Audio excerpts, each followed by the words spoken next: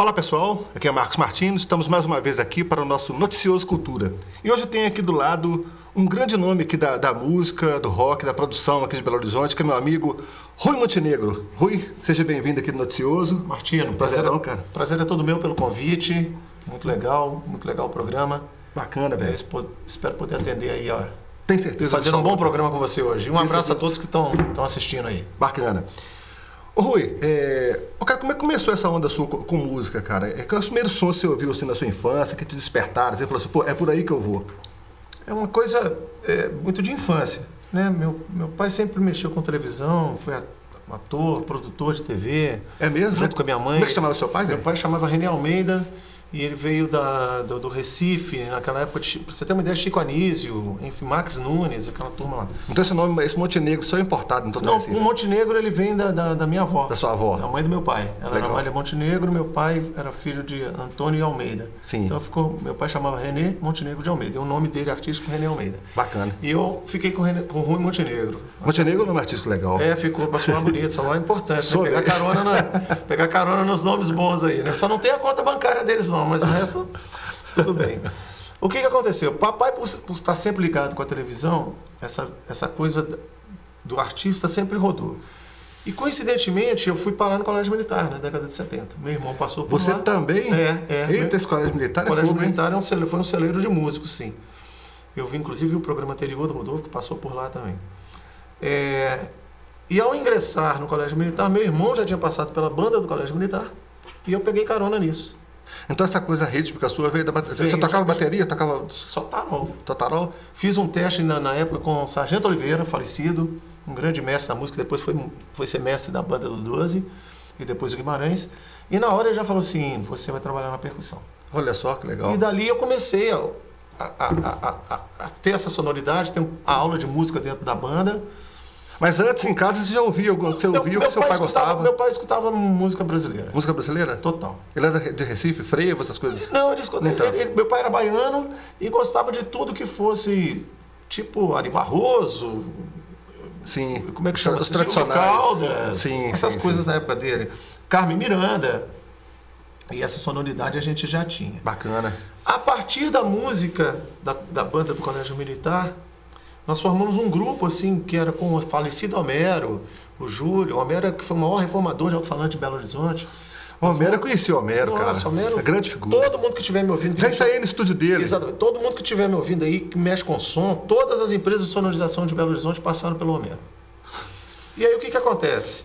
Formamos um grupinho que dava festas e tudo mais. E ali a gente começou a ouvir músicas. E era uma época, exatamente, de um período de ditadura militar, onde a música brasileira era muito trancada. Muito trancada. Então a música internacional invadiu o Brasil. E aí a gente começou com Michael Jackson, Steve Wonder, todo aquele pessoal da Motown entrou de sola no Brasil e era as influências. E eu entrei no rock progressivo. Progressivo. Aí veio Yes, Genesis, Pink Floyd, Jethro Tull. Você tinha uma banda cover que tocava essas coisas todas? Não, eu não tinha. Você tocava sozinho? Como não, eu nessa época ainda não tocava. Mas de escutar mesmo? Só escutar. Década de 70. Aí eu fui para São Paulo e ali começou a minha história musical. Porque eu fui trabalhar com uma banda chamada Blue Jeans, que era uma banda de garagem mesmo, autoral. E foi a primeira vez que eu vi um Rickenbacker na minha vida. E era tudo gravado. Apesar de ser uma banda de garagem, eles tocavam no porão. Lá no Brooklyn. E ali eu comecei a me enfronhar. Comprei uma mesa Giannini, os caras tocando e a gente gravando. Pra você ter uma ideia, a coisa era tão artesanal, que era uma mesa Giannini de 8 canais e 2 microfones daqueles gravador gradiente. E isso me ensinou muita coisa. Ali onde você não tem nada e tem que ter resultados, fazer magia com ali aquilo. Você tem que aprender. E foi a primeira vez que eu sentei numa bateria. Olha só. Porque faltou um batera no dia e eu já tinha... Já tinha uma certa noção? E ali eu falei, cara, é isso que eu quero. Vou mexer com esse troço. E aí virou essa encrenca até hoje. Eu não aprendi até hoje não, mas enrolei bem esses Mas você ficou morando em São Paulo um tempo, depois você voltou para BH? Aí eu fiquei lá uns 7 anos. 7 anos? Eu fiquei de 7,6 a 8,3. Voltei em 8,3. Comecei a montar as bandas aqui, aí comecei com Serpente, passei pelo Arte Final. Ah, pode crer, o Arte Final foi um bandaço também, né, cara? Exatamente, a gente chegou ali na boca do... Boca do estrelato. Na boca de estourar, eles preferiram o tal de... Deixa eu falar, lá do Rio. Coisas normais, né? Sim, sim. Foi um disco muito bem feito, inclusive com uma ajuda muito grande do Gauguin. Gigantesca, gravado lá no estúdio do João Guimarães, cara do Kamikaze. É, Gauguin é um puto produtor. Tecnicamente o disco ficou muito bom. Não estou dizendo musicalmente, tecnicamente, o resultado sonoro dele, a ponto do Zé Oswaldo Martins, que era o grande cortador de discos da BMG Ariola, pedir para cortar meu disco. Eu tive o privilégio de ter meu disco cortado. Você era o manager, você era É aquela coisa de tomar a frente das negociações. Sim. Nosso material chegou na BMG Ariola e ali uma hora por opção financeira. Voltei para São Paulo em 89, fiquei mais 3 anos, enlouqueci porque eu não podia tocar.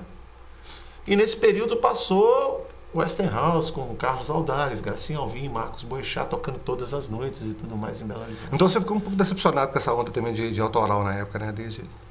O que acontece? Foi uma experiência negativa que você falou, puxa vida, isso é difícil aqui no pra programa caramba. eu falo para qualquer músico, o único caminho que existe na música é o autoral. Você tem a opção de trabalhar tocando outras coisas por uma questão de sobrevivência. Mas se você quer ser alguma coisa musical... Compreendo. Você tem que ter seu trabalho autoral. É a única chance. Não Compreendo. existe outro caminho, não. Pois é, aí beleza, aí depois você começou com o estúdio. Como é que foi esse negócio do Gênesis, Então, cara? aí o que aconteceu? Gênesis é uma referência, Esse né? processo musical todo, que eu passei em São Paulo, com Mezinha Giannini, gravando num cantinho, enquanto os caras tocando do lado de cá, sempre me chamou muita atenção. Você gostou da cachaça? Bicho, a gente trabalhava assim, você pegava uma fita de cromo, gravava baixo e batera ali em 2 canais, injetava ele no outro gravador para fazer guitarra e voz. Já começava a bruxaria ali e tinha que sair um resultado. Isso sempre me chamou muita atenção. Como é que sobrava, como é que sobrou. O pessoal do digital hoje não tem nem noção. Eles não sabem nem o que é isso, não. Eles não sabem o que é fita cassete. Aí o que acontece? Quando eu voltei para Belo Horizonte, já tocando com as bandas, eu fui fazer algumas coisas na Bemol, fui fazer algumas coisas em outros estúdios. E aí sim eu comecei a ter noção do que era um estúdio, do que era usar um equipamento, de que era um multitrack. Acústica. Acústica. E eu falei, cara, eu quero esse negócio para mim. Nessa segunda passagem minha por São Paulo, no final da década de 80, início da década de 90, eu comecei a comprar equipamento. Aí comprei gravador, comprei mesa, comprei a minha primeira mesa de som, que era uma Tascam 388, que era uma mesa Tascam com uma fita de 1/4 de polegada em 8 canais, era do Paulo Ricardo da RPM. Fui lá na casa dele comprar. Ele veio dos Estados Unidos, estava vendendo ele e o Deluxe, a mesma mesa, eu fui lá e comprei. Ali começou o meu estúdio. Por quê? Porque eu já tinha feito o disco do Arte Final, e eu tinha aprendido muita coisa com o Gauguin, muita coisa mesmo. Ele nunca escondeu nada assim, mostrava. E eu ficava super contente tecnicamente com como ele conseguia manobrar bem as coisas. E eu tinha a vantagem de ter o espaço físico na minha casa. Aí eu montei um estúdio e fui adquirindo equipamento, porque eu estava em São Paulo, estava com facilidade, ali começou a minha vida. E como você é um cara muito bom de relacionamento, né? Um monte de gente foi gravar lá, a cena... Cara, eu tive uma frase engraçada, isso eu guardo para mim. Eu moro no bairro São Geraldo, é um bairro teoricamente longe, né? Zona Leste, não estava na Zona Sul e tudo mais. E quando eu comecei o estúdio, exatamente em 1990, eu escutei de um músico de Belo Horizonte: você tá ficando doido? Ninguém vai gravar naquela distância, não. Eu falei, vamos testar, né? Ninguém nunca testou. Você tinha 5 estúdios em Belo Horizonte. Você tinha Bemol, você tinha HP, você tinha o próprio JG, você tinha... Pro Music? Não, Pro Music veio depois. Não lembro, devia ter uns outros 2. Tinha o Alexandre Rocha, Alexandre Martins, que era um estúdio de publicidade, enfim. O meu devia ser eu estou falando de 5, 6, mas devia ter uns 8. Foi o 10º estúdio em Belo Horizonte. E eu falei, cara, se eu apresentar um bom resultado numa relação de custo-benefício e entender o que o cliente quer, a primeira coisa que você tem que aprender é entender o que o cliente quer. E aí eu comecei a gravar, aí eu saí da empresa. Aí eu botei minha cara dentro do estúdio, em 1991. Eu trabalhava numa empresa para poder me dar suporte, aquela coisa toda.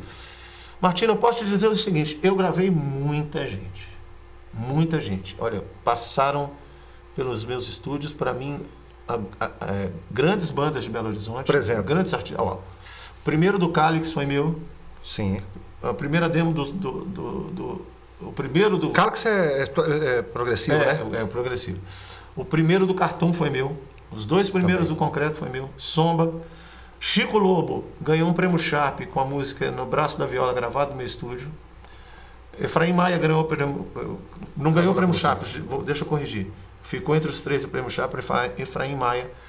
Uma das gratos resultados do meu estúdio, e aí quem gravou não fui eu, foi o Stanley, foi o Diesel, Sim. que depois virou o Dora. Sim. E no Rock in Rio aparece os caras, né? Estúdio gravado, isso, eu tenho isso gravado até hoje. Que tecnicamente foi um dos melhores resultados que a gente tirou ali dentro do E o estúdio. legal é que é versatilidade, né? Tanto as coisas mais de guitarra, mais elétricas, como as coisas mais acústicas. Eu nunca gostei de segmentar no meu estúdio, eu nunca falei não para um estilo musical. Eu gravei gospel. Inclusive gospel pra caramba. Gospel, mas era um gospel antigo, gospel que o cara trazia tudo no teclado, batera abaixo e o cantor ia lá só botar a voz. Porque naquela época não havia dinheiro, não havia produção. Os caras tinham que sequenciar em casa, disparar e o cara Você botar vira nos 30 mesmo. Ou fazia o disco em um dia. Era uma loucura. O Rodolfo que usava muito essa expressão, fritava pastel, né? Você botava os caras de manhã tocando as 10 músicas, gravava, no outro dia mixava e o disco estava pronto. O disco lá do tênis do coisa, parece que foi assim também, né? De quem? O disco do tênis do Lobois. Parece que também foi meio... meio... Nós tivemos que compor um dia e gravar no outro. E aí, essa história... Então eu gravei esse pessoal, gravei sertanejo... Esse sertanejo aí... De acordeon, não é o sertanejo universitário. Acordeon. O sertanejo universitário veio com algumas produções que o Fabinho Gonçalves levou para lá, como Eduardo Costa, como alguns... Essa galera também gravou, Eduardo Costa também gravou com você. Gravou, passou lá no boteco dele. E alguns que o Fabinho produziu e levou. Pode crer. E aí já tinha o Alessandro gravando, técnicos com uma linguagem mais nova do que a minha, já trabalhando em plataformas digitais. E você trabalha como técnico também? Eu fiquei muito tempo afastado disso. Quando entrou o digital e a minha formação era toda analógica, eu deixei com quem era ligeiro Entendi. e tecnicamente capaz de entregar para o cliente com rapidez. Entendi. E aí você ficar atualizando a questão de software é foda, né, velho? Agora eu comecei a gravar lá de novo. Sim. Dou umas cabeçadas ainda, né? Meio burro digitalmente. Também é foda. Mas tá bom. É muito pra nossa cabeça, né, velho? Mas eu tô com uma coisa que a gente comentou lá fora. Hoje eu gravo só meus amigos. Sim. Então é sempre com mais calma. Você me contou a história, né? Que teve uma coisa chata. Dá pra comentar? Levaram meu AKG, entraram lá em casa e isso me deixou muito desgostoso. O meu intuito, voltando ao início da pergunta, quando eu montei o estúdio, era porque por onde eu passei eu não gostava dos resultados. Eu falei, caramba, cara, meu instrumento é bateria, eu nunca gostei dos sons de bateria que eu vi, exceto o disco do Arte Final. Eu falei, vou montar um estúdio onde eu vou fazer os sons. Olha que interessante. Você montou um estúdio, um dos grandes fatores foi o inconformismo, então, com o que você via. Eu queria um som que eu via lá fora e não conseguia. E eu virei uma referência de sons de bateria durante muitos anos. Virei mesmo, não é demagogia, não é arrogância da minha parte, me perdoe se as pessoas estão entendendo. Por muito tempo, muita gente foi pro meu estúdio porque sabia que eu tinha um bom som de bateria, um bom som de percussão, um bom som de metais, porque eu dei muita sorte a construir a sala. Eu não fiz nenhum projeto e dei muita sorte. Minha sala realmente tinha uma sonoridade muito interessante. Deus ajuda, né? A mão dele empurrou. Deixa eu ajudar esse caboclo aqui que merece. Aqui. Pois é, aí tem essa onda sua de estúdio. E Sim. a onda sua como produtor, como músico, na questão de banda. Você é uma verdadeira indústria de fazer bandas, de projetos. Então, eu nunca pude ficar... Assim que eu saí de uma empresa, que eu trabalhei em uma multinacional, que você tinha toda uma segurança financeira, com família, com filhos, ao montar o estúdio, eu falei, eu não posso ficar só com isso. O mercado ele é muito dinâmico, ele muda, eu tenho que ter 3 opções. E aí, exatamente na década de 90, foi aquele boom de bandas cover. Sim. Aí você tinha Beatles, Stones, Creedence, Single Side Band, Raul, um monte de coisa. Eu já tinha feito um disco com Serpente, com Queta, um disco autoral do Serpente, tinha participado do Rock Forte, que era uma coletânea da BMG de bandas, eu lembro, Sexo Explícito, o último número, Agência TAS, Pouso Alto, que depois separou, virou para um lado Skank, virou para o outro lado o Meriá. Sim, sim. E o Kamikaze também estava, não? Kamikaze, exatamente. Já feito esse disco também no JG. Esse disco foi na onda do rock dos anos 80, né? Exatamente. Foi a tentativa de fazer um rock 80 aqui, Eles tentaram fazer uma coletânea para arrancar alguém de Minas Gerais, porque você tinha bandas do Rio, bandas de São Paulo. Estourando, Brasília. Minas Gerais ninguém. Sim. E realmente ninguém conseguiu ir. O Skank estourou depois da dissidência, mas com outro nome e com outro segmento. Sim. Né? por pura competência também do Samuel, Não tem dúvida, porque são tem realmente pessoas visionárias, extremamente organizadas. Concordo. E o mérito é deles. É verdade. É deles. Eles venceram, como depois foi Pato Fu, Jota Quest, o próprio Tia Anastácia, são bandas que foram pelo braço que eles sempre tiveram. Concordo. Verdade. Pela luta deles, pela batalha deles. E pela visão de mercado também, né? Pela visão Isso. pela visão até de marketing, vamos dizer assim, né? Porque, tipo assim, atendimento de demandas, eles enxergaram, eles conseguiram vislumbrar nisso, Exatamente. trabalharam e se deram muito bem. O Serpente era um banda autoral, um rock and roll visceral, e paralelo a isso, o Queta tinha montado uma banda cover de Stones. Sim. E aí eu fui tocar. Por quê? Porque era uma sobrevivência imediata. Você tinha um autoral que não tinha mercado e um cover que o mercado se desenhava. Paralelo ao It's Only Rolling Stones, o Marcelo Dilla, vocalista, montou um Creedence, porque ele morava do lado da Rádio Cultura e adorava Creedence, chamou o Marquinhos Boechat. Sim. E o Marquinhos Boechat me chamou. Então as duas bandas andaram juntas. O Stones tinha mais datas e eu conseguia conciliar para tocar e sempre com um sub no lugar. E isso era uma sobrevivência imediata, porque a agenda foi preenchendo, foi virando uma Foi bom pra febre. caramba nessa fase. Nossa, a gente tocou muito. Eu lembro, o It's Only era direto e reto. Direto, festa, e caramba. realmente é muito bom, né, cara? É muito bom. Eu acho que é a ideia certa na época certa. A gente tocou muito. Sim. Muito. Hoje em dia eu não sei se existe tanta demanda assim para. A geração muda. Você me falou que hoje em dia, por exemplo, o reduto do rock hoje está sendo os eventos de motoqueiros. Motociclista. Motociclista. Fala motoqueiro. É verdade, vamos me matar. Desculpa, viu, gente? Motociclista, viu? Desculpa. Por quê? Porque é um segmento onde quem está ali gosta de rock and roll. Eles não toca outro segmento lá não, que você vai ser expulso do evento. E as grandes bandas nacionais que já do mainstream que estiveram no auge ali na década de 90, no final dos anos 2000, já estão nos eventos de moto. Porque então, Ira, Titãs, CPM, Detonautas, cara do Ira lá. Nazi. Do Camisa de Vênus, como é que chama? O Marcelo Nova. Enfim, essas bandas essa todas... turma toda tem mercado. Tem ido agora para o mercado de encontro de moto. Porque as prefeituras viram que são eventos que levam 15 mil, 20 mil pessoas para dentro da cidade deles, então o hotel ganha, o posto de gasolina ganha, a loja ganha, o restaurante ganha, enfim. É engraçado, né? Que antigamente a gente tinha muita cavalgada, né? Hoje é cavalo de metal, né? Agora virou de duas rodas. Né? E olha que a gasolina está 4,88, né? Agora baixou, 4,39. Cara, você tem um trabalho com o Creedence que você tem que tocar direto para aí fora. Brasil inteiro. O que eu posso te dizer que a música me deu a oportunidade de tocar em Rio Branco, no Acre e em Chapecó, em Santa Catarina. Fazendo Creedence. Fazendo Creedence. Fui também com os Stones em lugares inusitados. O It's Only, o cover, com o Queta. E eu falo para as pessoas, você não fica 30 anos no mercado se você não tiver pelo menos um pequeno critério de organização e disciplina.